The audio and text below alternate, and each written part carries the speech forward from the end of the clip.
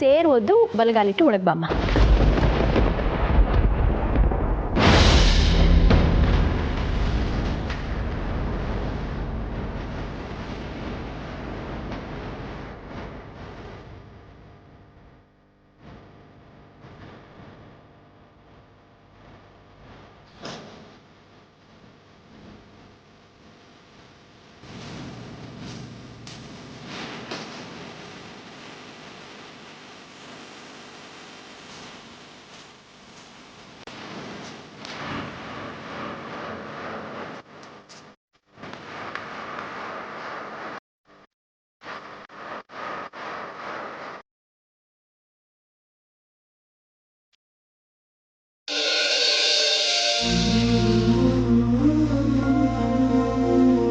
ಅರ್ಜುನ್ ಅವ್ರ ಮನಸ್ಸಲ್ಲಿ ನಾನು ಇನ್ನೂ ಇದ್ದೀನಿ ಅನ್ನೋ ನಂಬಿಕೆ ಇದೆ. ಹಾಗೇನಾದರೂ ಇದ್ರೆ ಅವ್ರು ಬಂದು ಊರ್ಮಿಳಾ ರೂಪದಲ್ಲಿರೋ ನನ್ನ ಮುಟ್ಟೋದಿರ್ಲಿ, ಕಣ್ಣೆತ್ತಿ ಸಹ ನೋಡೋದಿಲ್ಲ. ಯಾಕೆಂದ್ರೆ ಅವ್ರ ಪ್ರೀತಿ ಎಂಥದ್ದು ಅನ್ನೋದು ನನಗೆ ಚೆನ್ನಾಗಿ ಗೊತ್ತು.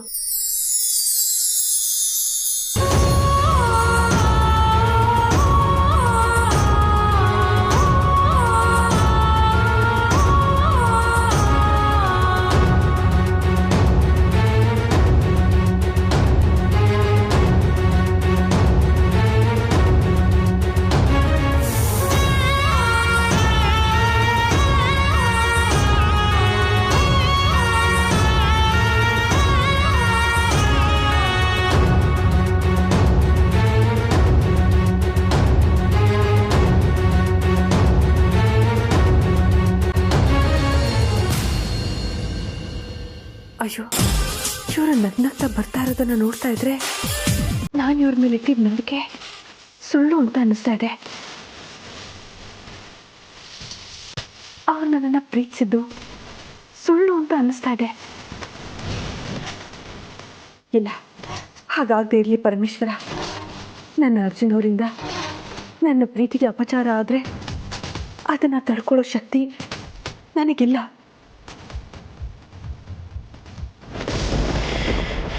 ಮಣಿಯವರೇ, ದಯವಿಟ್ಟು ನನ್ನ ಕ್ಷಮಿಸಿ. ಯಾಕೆ ಕ್ಷಮಿಸೋ ಅಂತ ತಪ್ಪು ನೀವೇನು ಮಾಡಿದ್ದೀರಾ? ತಪ್ಪು ಆಗೋಗ್ತಾ ಇತ್ತು. ನನ್ನ ಅಂತರಾಳ ಅರ್ಜುನ್ ನೀನು ಮಾಡ್ತಾ ಇರೋ ತಪ್ಪು ಅಂತ ಎಚ್ಚರಿಸ್ತು. ಅಂದರೆ ನಾನು ನಿಮಗೆ ತಾಳಿ ಕಟ್ಟಿದ್ದೀನಿ. ಈಗ ನಾನು ನೀವು ಗಂಡ ಹೆಂಡ್ತಿ. ಆದರೆ ನಾನು ನಿಮ್ಮ ಹತ್ರ ಬಂದರೆ ನನ್ನ ಅಮೃತ ಅವ್ರ ಪ್ರೀತಿಗೆ ಅಪಚಾರ ಮಾಡಿದ ಹಾಗಾಗುತ್ತೆ. ನಾನಿನ್ನೂ ಅಮೃತ ಅವ್ರನ್ನ ಮರ್ತಿಲ್ಲ, ಮರೆಯೋಕ್ಕಾಗೋದು ಇಲ್ಲ. ಈ ಜನ್ಮದಲ್ಲ, ಮುಂದಿನ 7 ಜನ್ಮದಲ್ಲೂ ಅವ್ರನ್ನ ಮರೆಯೋದಕ್ಕೆ ಸಾಧ್ಯ ಇಲ್ಲ.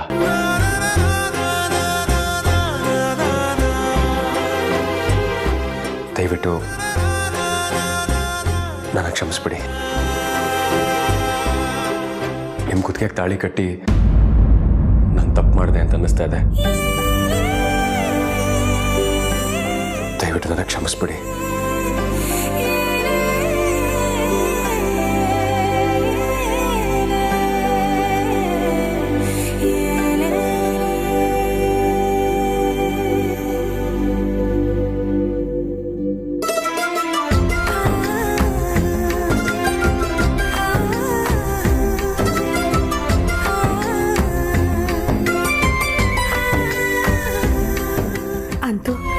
ನನ್ನ ನಂಬಿಕೆ ಸುಳ್ಳಾಗಲಿಲ್ಲ.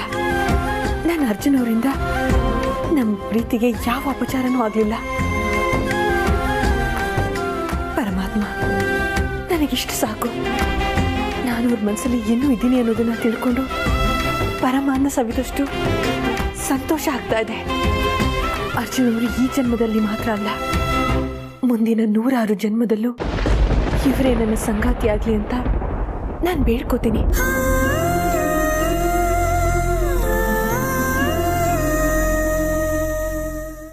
ಶಾಸ್ತ್ರಿಗಳೇ, ಈ ವಿಗ್ರಹನ ನಾನು ಈ ಮೊದಲು ಆಶ್ರಮದಲ್ಲಿ ನೋಡೇ ಇಲ್ವಲ್ಲ?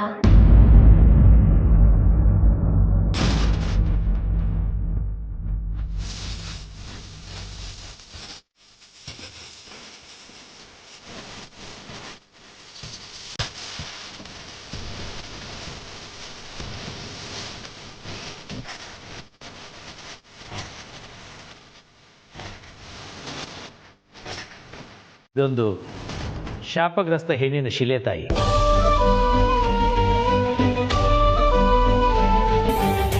ಶಾಪಗ್ರಸ್ತ ಹೆಣ್ಣಿನ ಶಿಲೆನಾ? ಗೌತಮ ಮುನಿಗಳ ಹೆಂಡತಿ ಅಹಲ್ಯ ಕೂಡ ಇಂದ್ರನ ವಂಚನೆಯಿಂದ ಗಂಡನ ಶಾಪಕ್ಕೆ ಗುರಿಯಾಗಿ ಹೀಗೆ ಶಿಲೆಯಾಗಿ ಆಮೇಲೆ ಶ್ರೀರಾಮಚಂದ್ರನ ಪಾದ ಸ್ಪರ್ಶದಿಂದ ಮತ್ತೆ ತನ್ನ ಮೂಲ ರೂಪಕ್ಕೆ ಬಂದ್ಲು ಅಂತ ಕೇಳಿದ್ದೆ. ಆದರೆ ಇದೆಲ್ಲ ಈ ಕಲಿಯುಗದಲ್ಲೂ ಸಾಧ್ಯನಾ ಶಾಸ್ತ್ರಿಗಳೇ?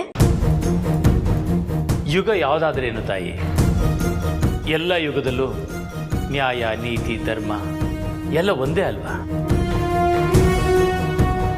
ಅಹಲ್ಯ ಥರ ಪುಣ್ಯವಂತೆ ಅಲ್ಲ ಇವಳು. ಇಂದ್ರ ಅಹಲ್ಯ ವಿಷಯದಲ್ಲಿ ನಡ್ಕೊಂಡ ಹಾಗೆ ಇವಳು ಒಂದು ಸಾಧ್ವಿ ಬಾಳಲ್ಲಿ ನಡ್ಕೊಂಡು ಅದರ ಪ್ರತಿಫಲ ಇದು. ನೀವು ಹೇಳೋದನ್ನ ಕೇಳಿದ್ರೆ ಇವಳೇನೋ ಮಹಾ ಅಪರಾಧನೇ ಮಾಡಿದಾಳೆ ಅಂತ ಅನಿಸ್ತಾ ಇದೆ. ಮಹಾಪರಾಧ ಅಲ್ಲ, ಅಕ್ಷಮ್ಯ ಅಪರಾಧ. ಇದು ಕಲಿಯುಗ ತಾಯಿ. ಮಾಡಿದ ಪಾಪಕ್ಕೆ ರೊಟ್ಟಿ ತಿರುವಿ ಹಾಕಿದ ಹಾಗೆ ತಕ್ಷಣ ಫಲ ಸಿಕ್ಕಿಬಿಡುತ್ತೆ. ಪಾಪ ಮಾಡಿ ಪರಿತಪ್ಸೋದಕ್ಕಿಂತ ಪಾಪ ಮಾಡೋಕ್ಕಿಂತ ಮುಂಚೆ ಯೋಚನೆ ಮಾಡೋದು ಒಳ್ಳೇದು. ಮಣಿ, ಯಾಕೆ ಹಾಗೆ ನಿಂತ್ಬಿಟ್ಟೆ? ಆಶೀರ್ವಾದ ತಗೋ. ಮನೋಕಾಮನ ಸಿದ್ಧಿರಸ್ತು, ದೀರ್ಘ ಸುಮಂಗಲಿ ಭವ. ಕ್ಷಮಿಸಿ ಶಾಸ್ತ್ರಿಗಳೇ, ಅರ್ಜುನ್ ಮತ್ತು ಮಣಿ ಇಬ್ಬರನ್ನೂ ಕರ್ಕೊಂಬಂದು ನಿಮ್ಮ ಹತ್ರ ಆಶೀರ್ವಾದ ಪಡ್ಕೊಳ್ಬೇಕು ಅಂತ ಅಂದ್ಕೊಂಡಿದ್ದೆ, ಆದರೆ ಅದಾಗಲಿಲ್ಲ. ಪರವಾಗಿಲ್ಲ ಬಿಡಿ ತಾಯಿ, ಅದಕ್ಕೆ ಯಾಕೆ ಇಷ್ಟು ಬೇಜಾರು ಮಾಡ್ಕೊಳ್ತಾ ಇದ್ದೀರಾ? ಇನ್ನೊಂದಿನ ಕರ್ಕೊಂಡು ಬಂದ್ರೆ ಆಯಿತು. ಮಣಿ, ಈ ಹೂಗಳನ್ನೆಲ್ಲ ಶಿವನ್ಗೆ ಅರ್ಪಿಸಿ ನಮ್ಮ ಸಂಸಾರದಲ್ಲಿ ಯಾವುದೇ ಅಡೆತಡೆ ಇಲ್ಲದೆ ಕಾಪಾಡಪ್ಪ ಅಂತ ಬೇಡ್ಕೊ. ನಾನು ಶಾಸ್ತ್ರಿಗಳ ಹತ್ರ ಮಾತಾಡ್ಕೊಂಬರ್ತೀನಿ. ಸರಿ ಅತ್ತೆ.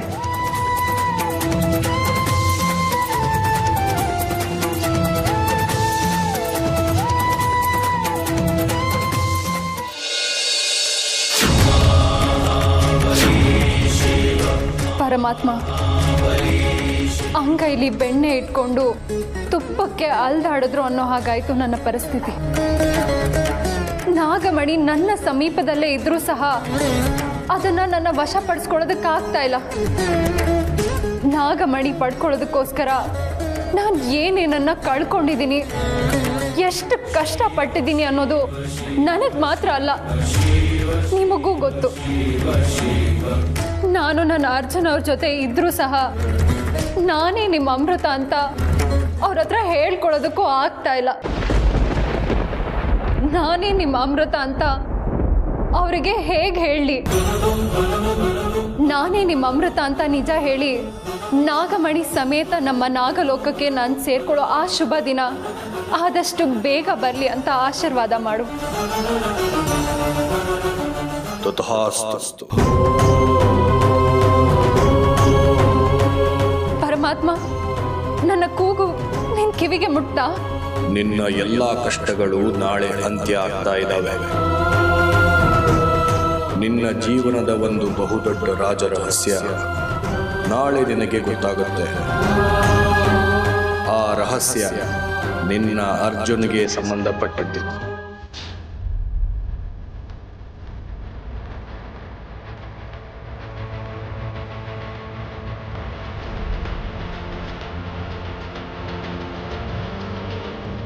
ನನ್ನ ಅರ್ಜುನ್ ಅವ್ರಿಗೆ ಸಂಬಂಧಪಟ್ಟಿರೋ ರಾಜ ರಹಸ್ಯನ? ನಿಗೂಢತೆಗಳ ಆಗರ ಈ ಸೃಷ್ಟಿ. ಅದನ್ನ ಪ್ರತಿಯೊಬ್ಬರೂ ಅರ್ಥ ಮಾಡಿಕೊಳ್ಳಬೇಕು. ನಿನ್ನ ಮತ್ತೆ ಅರ್ಜುನ್ ನಡುವೆ ಇದ್ದ ಮಂಜಿನ ತೆರೆ ನಾಳೆಗೆ ಕರಗಿ ನಿಮ್ಮ ಇಬ್ಬರಿಗೂ ಒಂದು ಘೋರವಾದ ಸತ್ಯ ಗೊತ್ತಾಗುತ್ತೆ. ಅದು ಆದ ಮೇಲೆ ನೀನು ಭೂಲೋಕಕ್ಕೆ ಬಂದ ಕಾರ್ಯ ಪೂರ್ಣಗೊಂಡು ನಾಗಮಣಿ ನಿನ್ನ ಕೈವಶ ಆಗುತ್ತೆ. ಇದಾದ ಮೇಲೆ ನೀನು ನಿನ್ನ ಅರ್ಜುನ್ ಜೊತೆಯಲ್ಲಿ ನಿನ್ನ ಲೋಕನ ನೀನು ಸೇರ್ಕೊಳ್ತೀಯ. ಈ ಮಾತನ್ನ ಕೇಳಿ ನನಗೆ ತುಂಬಾ ಸಂತೋಷ ಆಗ್ತಿದೆ ಪರಮಾತ್ಮ. ಸಮಯ ಒಂದೇ ಸತ್ಯ. ಸಮಯ ಬರದೆ ಜನನ ಮರಣಗಳೆರಡೂ ಹತ್ರಕ್ಕೆ ಸುಳಿಯೋದಿಲ್ಲ. ಆ ಸಮಯ ಈಗ ನಿನ್ನ ಪಾಲಿಗೆ ಕೂಡಿ ಬಂದಿದೆ. ಪರಮಾತ್ಮ, ನೀನೇ ಆದಿ, ನೀನೇ ಅಂತ್ಯ. ನಿನ್ನ ಆಜ್ಞೆಯಂತೆ ನಡೆಯೋದು ಸಕಲ ಜೀವರಾಶಿಗಳ ಕರ್ತವ್ಯ. ನಿನ್ನಿಚ್ಛೆ ಹೇಗಿದೆಯೋ ಹಾಗೆ ಆಗಲಿ. ಮಣಿ, ಬಾಮ, ನಿನಗೆ ಕಾಯ್ತಾ ಇದ್ದೆ. ನನಗೆ ಕಾಯ್ತಾ ಇದ್ರಾ? ಯಾಕತ್ತೆ? ನಿನಗೆ ಒಂದು ಮುಖ್ಯವಾದ ಜವಾಬ್ದಾರಿನ ವಹಿಸಬೇಕಾಗಿತ್ತು. ಅತ್ತೆ, ಏನು ಹೇಳ್ತಾ ಇದ್ದೀರಾ? ಅಂಥ ಜವಾಬ್ದಾರಿ ಏನು? ಇದರಲ್ಲಿ ಅಮೃತಂಗೆ ಸೇರ್ಬೇಕಾಗಿರೋ ಒಂದು ಅಮೂಲ್ಯವಾದ ವಸ್ತು ಇದೆ. ಇದನ್ನ ನೀನು ಇಟ್ಕೋಬೇಕು. ಅತ್ತೆ, ಏನು ಹೇಳ್ತಾ ಇದ್ದೀರಾ? ಅಮೂಲ್ಯವಾದ ವಸ್ತುನ ನಾನು ಇಟ್ಕೋಬೇಕಾ? ಇದನ್ನ ನಿನ್ನ ಸುಪರ್ದಿಗೆ ವಹಿಸ್ಬೇಕು ಅಂತ ಶಾಸ್ತ್ರಿಗಳು ಹೇಳಿದ್ದಾರೆ.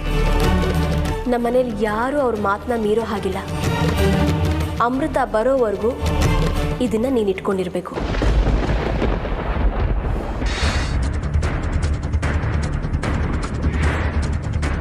ನೀವಿಷ್ಟು ಹೇಳಿದ್ಮೇಲೆ ನಾನು ನಿಮ್ಮ ಮಾತನ್ನ ಮೀರೋದಿಲ್ಲ. ಕೊಡಿಯತ್ತೆ. ತಗೋ.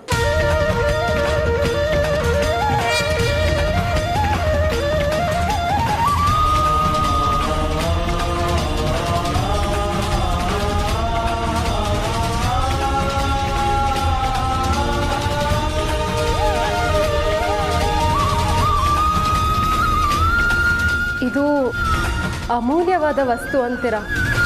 ಆದರೆ ಯಾವ ರೀತಿ ಅಮೂಲ್ಯವಾದ ವಸ್ತು ಅಂತ ತಿಳ್ಕೊಬೋದಾ? ನೀನು ಕೇಳಿದ್ರು ನಾನು ಹೇಳಬಾರ್ದು ಅಂತ ಶಾಸ್ತ್ರಿಗಳ ಅಪ್ಪಣೆ ಆಗಿದೆ. ನೀವಿಷ್ಟು ಹೇಳಿದ್ಮೇಲೆ ನಾನು ಕೇಳೋದಿಲ್ಲ, ಬಿಡಿಯತ್ತೆ. ಸರಿಯತ್ತೆ, ನಾನು ಇದನ್ನು ಶಿವನ ಮುಂದೆ ಇಟ್ಟು ನಮಸ್ಕಾರ ಮಾಡ್ಕೊಂಡು ಬರ್ತೀನಿ.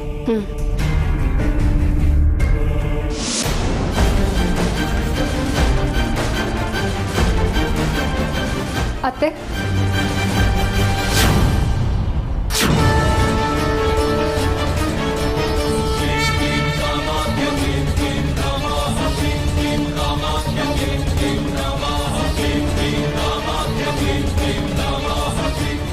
ಮಣಿ, ಇಷ್ಟು ಬೇಗ ನೀನು ನಮಸ್ಕಾರ ಮಾಡಿ ಬಂದ್ಯಾ? ಏನು ಹೇಳ್ತಾ ಇದ್ದೀರಾ ಅತ್ತೆ? ಶಾಸ್ತ್ರಿಗಳು ನಿಮ್ಮ ಅತ್ತೆ ಏನೋ ಕೊಡ್ತಾರೆ ಅಂತ ಹೇಳಿದ್ರು. ಏನು ಹೇಳ್ತಾ ಇದೀಯಾ ಮಣಿ ನೀನು? ಯಾಕತ್ತೆ ಹೀಗೆ ಕೇಳ್ತಾ ಇದ್ದೀರಾ? ಈಗ ತಾನೇ ನಿನ್ನ ಕೈಗೆ ಅಮೂಲ್ಯವಾದ ಒಂದು ವಸ್ತು ಕೊಟ್ನಲ್ವಾ? ನನ್ನ ಕೈಗೆ ನೀವು ಕೊಡೋದಕ್ಕೆ ಹೇಗೆ ಸಾಧ್ಯ? ನಾನು ಈಗಿನ ಶಾಸ್ತ್ರಿಗಳ ಹತ್ರ ಮಾತಾಡ್ಕೊಂಡು ಬರ್ತಿದ್ದೀನಿ.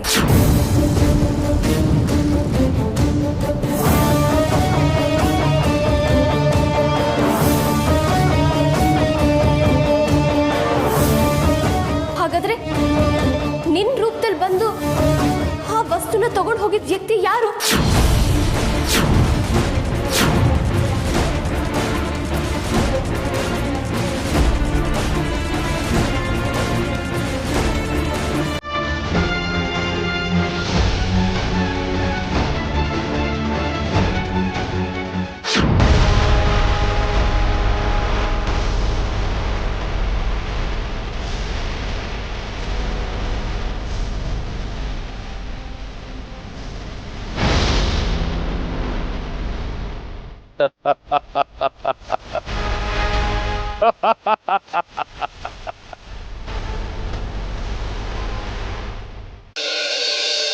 ಎಂಥ ಕೆಲಸ ಆಗೋಯ್ತು ಶಾಸ್ತ್ರಿಗಳೇ.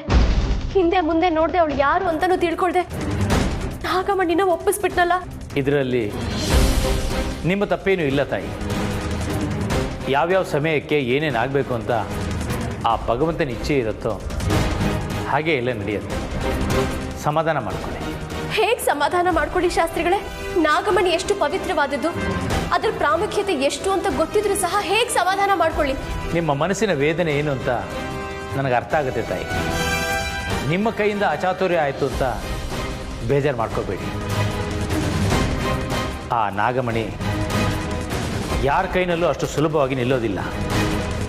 ಅದು ಸೇರಬೇಕಾದ ಜಾಗವನ್ನು ಆದಷ್ಟು ಬೇಗ ಸೇರುತ್ತೆ.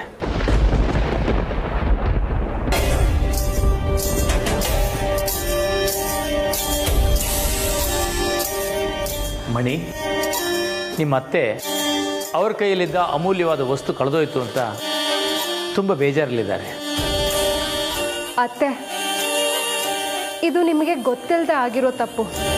ಇದಕ್ಕೆ ನೀವು ಇಷ್ಟೊಂದು ಬೇಜಾರು ಮಾಡ್ಕೊಳ್ಳೋ ಅವಶ್ಯಕತೆ ಇಲ್ಲ. ಸಮಾಧಾನ ಮಾಡ್ಕೊಳ್ಳಿ.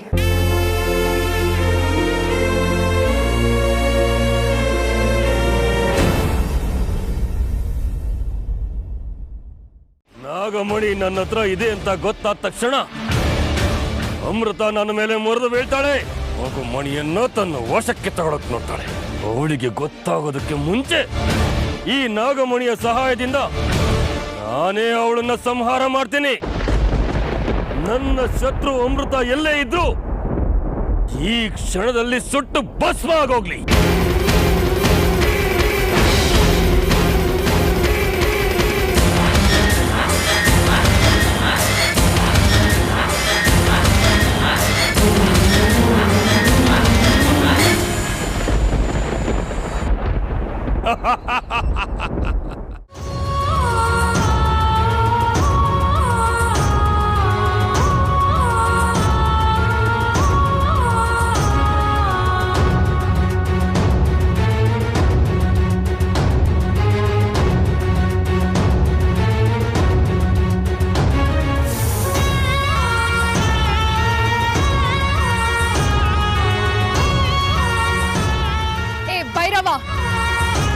ನಿನ್ನ ಸಮಯ ತುಂಬಾ ಚೆನ್ನಾಗಿದೆ. ಅದಕ್ಕೆ ನನ್ನ ಕಡೆಯಿಂದ ಸಾಕಷ್ಟು ಸಲ ಉಳ್ಕೊಂಡಿದ್ಯಾ. ಈ ಸಲ ನನ್ನ ಪ್ರಹಾರಕ್ಕೆ ನೀನು ಆಹುತಿ ಆಗ್ಲೇಬೇಕು. ಇದನ್ನ ತಡೆಯೋದಕ್ಕೆ ಆ ಮಹಾಕಾಳನಿಂದನೂ ಸಾಧ್ಯ ಇಲ್ಲ, ಆ ಮಹಾದೇವನಿಂದನೂ ಸಾಧ್ಯ ಇಲ್ಲ. ಪಾಪದ ಕೊಡ ತುಂಬೋವರೆಗೂ ಆ ಪಾಪಿ ಮೆರೆದಾಡ್ತಾನೆ ಇರ್ತಾನೆ. ಆಮೇಲೆ ಅವನು ಮಣ್ಪಾಲ್ ಆಗೇ ಆಗ್ತಾನೆ. ನೀನು ಮಣ್ಪಾಲ್ ಆಗ್ತೀಯ ಭೈರವ.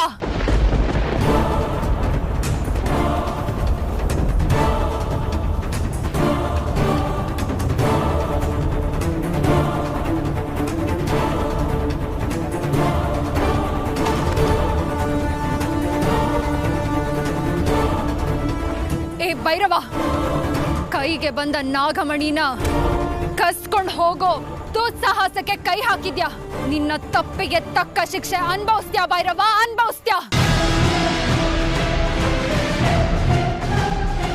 ಅಮೃತ, ನನ್ನಷ್ಟು ಸಂತೋಷವಾಗಿರೋ ವ್ಯಕ್ತಿ ಈ ಪ್ರಪಂಚದಲ್ಲಿ ಯಾರೂ ಇಲ್ಲ. ಯಾಕೆ ಗೊತ್ತಾ? ನಾಗಮಣಿ ನನ್ನ ವಶಕ್ಕೆ ಬಂತು. ಈ ನಾಗಮಣಿಯ ಸಹಾಯದಿಂದ ನಾನು ನಿನ್ನನ್ನು ಸಂಹಾರ ಮಾಡ್ತಾ ಇದ್ದೀನಿ. ಇಷ್ಟು ಸಾಕಲ್ವಾ ಸಂತೋಷ ಪಡೋದಕ್ಕೆ? ಆದ್ರೆ ನಾನು ಅಲ್ಪತೃಪ್ತನಲ್ಲ, ಮಹತ್ವಾಕಾಂಕ್ಷಿ. ನಾಗಶೇಷನ ಶತ್ರುಶೇಷನ ಉಳಿಸಬಾರದು ಅಂತ ಹೇಳ್ತಾರೆ. ನೀನು ನಾಗನೂ ಹೌದು, ನನ್ನ ಶತ್ರುನೂ ಹೌದು. ಇವತ್ತು ನಿನ್ನ ಸಂಹಾರ ಆಗುತ್ತೆ. ಅಮೃತ, ನಿನ್ನ ಸಹಾಯಕ್ಕೆ ನಿನ್ನ ಕಾವಲಿಗೆ ನಿಂತಿರೋದು ಆ ಬುಡುಬುಡುಕೆ ಶಾಸ್ತ್ರಿ ತಾನೆ. ನಿನ್ನ ಮೇಲೆ ನಾನು ನಾಗಮಣಿ ಪ್ರಯೋಗ ಮಾಡಿದ್ದೀನಿ ಅಂತ ಗೊತ್ತಾದ್ರೆ ಅವನು ನಿನ್ನ ಸಹಾಯಕ್ಕೆ ಬಂದೇ ಬರ್ತಾನೆ. ಅವನ ಸಾವು, ನಿನ್ನ ಸಂಹಾರ ಎರಡು ಒಟ್ಟಿಗೆ ಆಗ್ಲಿ. ಆ ಶಾಸ್ತ್ರಿ ಮತ್ತು ಅವನ ಆಶ್ರಮ ಸುಟ್ಟು ಭಸ್ಮ ಆಗೋಗ್ಲಿ.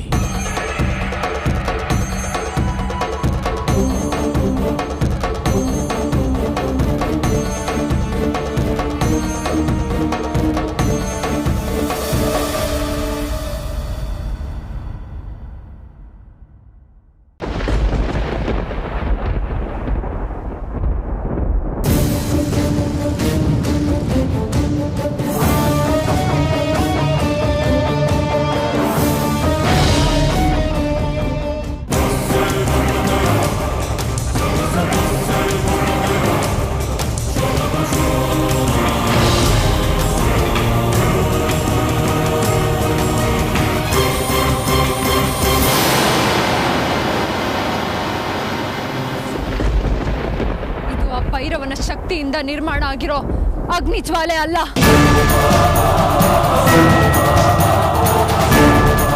ಅದಕ್ಕೆ ಈ ಬೆಂಕಿ ಜ್ವಾಲೆನ ನನ್ನ ಶಕ್ತಿಯಿಂದ ನಂದಿಸೋದಕ್ಕೆ ಆಗ್ತಾ ಇಲ್ಲ. ಒಂದು ವೇಳೆ ನಾಗಮಣಿಯಿಂದ ಸೃಷ್ಟಿ ಸೃಷ್ಟಿ ಮಾಡಿರೋ ಅಗ್ನಿ ಜ್ವಾಲೆ ಆಗಿರಬಹುದಾ?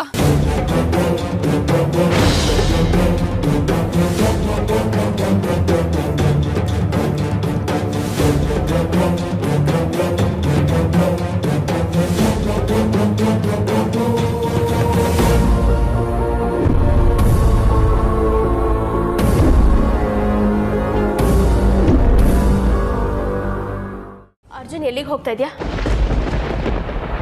ನನ್ನ ಅಮೃತ ಅವರು ಅಪಾಯದಲ್ಲಿದ್ದಾರೆ. ಯಾವ ಅಮೃತನು? ನನ್ನ ಹೆಂಡತಿ.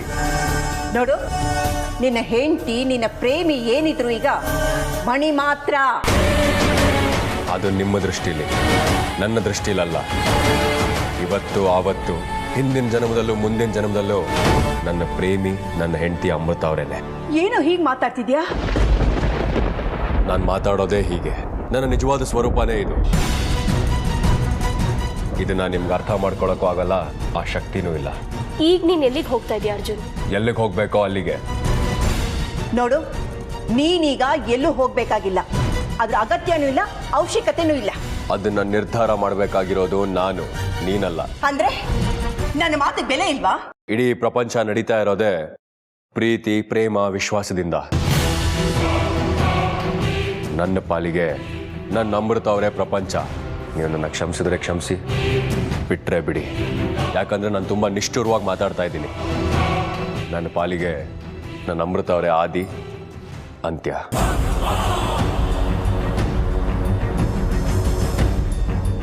ಅರ್ಜುನ್, ಅರ್ಜುನ್!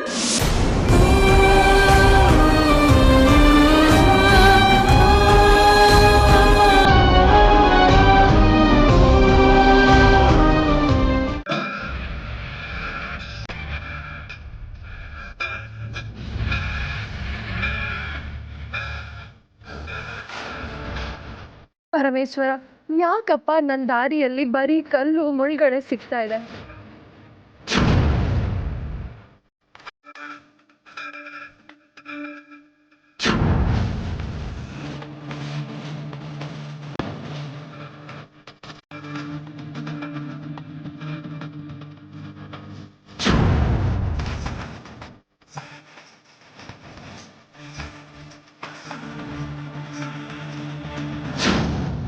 ಇಲ್ಲ, ನಾನು ಈ ರೂಪದಲ್ಲಿದ್ದೆ ಈ ಅಗ್ನಿಯಿಂದ ತಪ್ಪಿಸ್ಕೊಳ್ಳೋದಕ್ಕೆ ಸಾಧ್ಯನೇ ಇಲ್ಲ. ನಾನು ಮೂಲ ರೂಪಕ್ಕೆ ಹೋಗ್ಬೇಕು.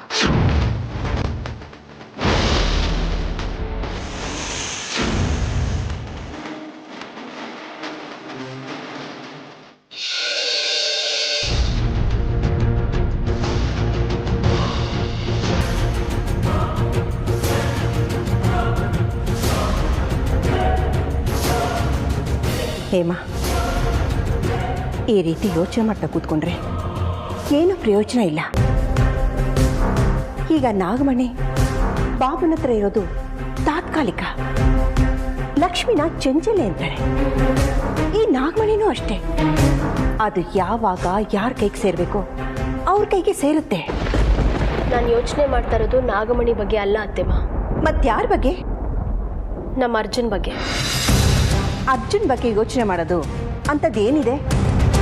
ಅವನ ಮಣಿನ ಮದುವೆ ಆದ್ಮೇಲೂ ಅಮೃತನ್ನ ಮರ್ತಿಲ್ಲ ಅಂತ ಅನಿಸ್ತಾ ಇದೆ. ಇನ್ನೂ ಅವನು ಅಮೃತನ್ ಗುಂಗಲೇ ಇದ್ದಾನೆ ಅಂತ ಅನಿಸ್ತಾ ಇದೆ ನನಗೆ. ಅನ್ಸೋದೇನು ಬಂತು? ಅವನ ಅಮೃತನ ಮರ್ತಿಲ್ಲ. ಅದು ಹೇಗಿಷ್ಟು ಖಡಾಖಂಡಿತವಾಗಿ ಹೇಳ್ತಾ ಇದ್ದೀರಾ? ಅವನ ಅಮೃತನ ಮರ್ತಿದ್ದಿದ್ರೆ ಅರ್ಜುನ್ ಮತ್ತು ಮಣಿ ಮಧ್ಯೆ ಏನು ನಡಿಬೇಕಾಗಿತ್ತು ಅದು ನಡೆದಿರೋದು. ಅಂದ್ರೆ ಅವರಿಬ್ಬರ ನಡುವೆ ಏನೂ ನಡೆದೇ ಇಲ್ವಾ? ಇವತ್ತು ಬೆಳಿಗ್ಗೆ ನಾನು ಅರ್ಜುನ್ ರೂಮ್ ಹತ್ರ ಹೋಗಿದ್ದೆ. ಆಗ ಅರ್ಜುನ್ ಚಾಪೆ ಹಾಕೊಂಡು ಮಂಚದ ಪಕ್ಕ ಮಲಗಿದ್ದ. ಅಯ್ಯೋ ದೇವ್ರೆ, ನಾವು ಯಾವ ಉದ್ದೇಶಕ್ಕೋಸ್ಕರ ಅವರಿಬ್ರು ಮದುವೆ ಮಾಡಿದ್ವೋ ಆ ಉದ್ದೇಶ ನೆರವೇರುತ್ತೋ ಇಲ್ವೋ ಅಂತ ಅನಿಸ್ತಾ ಇದೆ ಅತ್ತೆಮ್ಮ. ಇದಕ್ಕೆಲ್ಲ ಆ ಅಮೃತನೇ ಕಾರಣ ಅಂತ ಅನಿಸ್ತಾ ಇದೆ. ಅಂದ್ರೆ ಮಣಿ ಅರ್ಜುನ್ ಮದುವೆ ಆಗೋದಕ್ಕೆ ಯಾವುದೇ ಅಡ್ಡಿ ಆತಂಕ ಮಾಡದೆ ಈ ಮದುವೆ ನಿರ್ವಿಘ್ನವಾಗಿ ನೆರವೇರಿದ್ರೆ ನಾಗಮಣಿನ ನೀನು ಕೊಡ್ತೀನಿ ಅಂತ ಹೇಳಿದ್ದೆ. ಆದರೆ ಈಗ ನಾಗಮಣಿ ನನ್ನ ಹತ್ರ ಇಲ್ಲ ಅನ್ನೋದು ಗೊತ್ತಾಗಿ ಅದವಳಿಗೆ ಸಿಗೋದಿಲ್ಲ ಅನ್ನೋ ಆಕ್ರೋಶದಲ್ಲಿ ಅವಳು ಹೀಗೆಲ್ಲ ಮಾಡ್ತಿದ್ದಾಳೆ ಅಂತ ನನಗೆ ಅನಿಸ್ತಾ ಇದೆ ಅತ್ತೆಮ್ಮ. ಹೇಮಾ, ನೀನು ಆತಂಕ ಪಡಬೇಕಾಗಿಲ್ಲ. ನೀನು ಅಂದ್ಕೊಂಡಿರೋ ಹಾಗೆ ಮಣಿ ಮುಗ್ದೆ ಅಲ್ಲ. ಎಷ್ಟೇ ಆಗಲಿ ಹಳ್ಳಿ ಬೆಳೆದೋರಿಗೆ. ನಮ್ಮ ಹಳ್ಳಿ ಹೆಣ್ಮಕ್ಳಿಗೆ ತನ್ನ ಗಂಡನ್ನ ತನ್ನ ಸರ್ಗಲ್ಲಿ ಹೇಗೆ ಕಟ್ಟಿಟ್ಕೋಬೇಕು ಅಂತ ಚೆನ್ನಾಗಿ ಗೊತ್ತು. ಇನ್ನೆರಡು ದಿನ ನೋಡ್ತಾ ಇರು, ನಿನ್ನ ಮಗ ಅವಳು ಹಿಂದೆ ಮುಂದೆ ಈ ಬೆಲ್ಲಕ್ಕೆ ಗೊತ್ತ ಹೇಗೆ ಮುತ್ಕೊಂಡಿರುತ್ತೆ ನೋಡು, ಹಾಗೆ ಅವಳ ಜೊತೆನೇ ಇರ್ತಾನೆ. ಏನೋ ನಿಮ್ಮ ಬಾಯಿ ಹರಕೆಯಿಂದ ಅಷ್ಟಾದರೆ ಸಾಕು ಅತ್ತೆಮ್ಮ. ನನ್ನ ಮಗನೂ ಸಂತೋಷವಾಗಿರ್ತಾನೆ, ನಾವು ಎಲ್ಲ ನೆಮ್ಮದಿಯಾಗಿರ್ತೀವಿ.